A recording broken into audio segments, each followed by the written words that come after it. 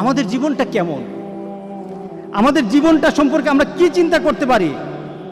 কোনো ব্যক্তি হাতের মধ্যে বরফ নিল, বরফটা হাতে ধরে রাখলে সে যতক্ষণ পর্যন্ত বরফের দিকে তাকিয়ে থাকে, সে চিন্তা করে আমার ব্যবসা হবে, আমার হাতে বরফ আছে। বলেন তো দেখি বরফ কি থাকবে? হ্যাঁ, ধরে রাখুন তো বরফ, কতক্ষণ পর কি হবে? বরফ আর পাওয়া যাবে না, বরফ আর থাকবে না তার হাতে। মানুষের জীবনটা তেমন। আপনি বরফ হাতে নিয়ে রেখেছেন, আপনার জীবনটা একটা বরফের মতো, হাতে বরফ, আপনার বরফ কিন্তু গলে যাচ্ছে। কিভাবে যাচ্ছে? এক একটা মহরম মাস চলে আসে, 1441 সাল ছিল, চলে গেছে, বরফ গলে গেছে।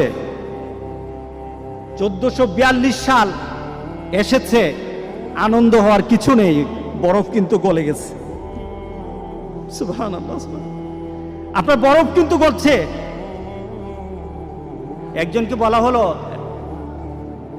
যে আমাকে নোটিশ করে দিও, আমাকে জানিয়ে দিন। আল্লাহর কাছে বলল দাউদ আলাইহিস সালাম, রব্বুল আলামিন আমার শেষ মুহূর্তটা আমাকে জানিয়ে দিও, শেষ মুহূর্তটা আমাকে জানিয়ে দিও, আমার জীবনের শেষ মুহূর্তটা আমাকে একটু নোটিশ করে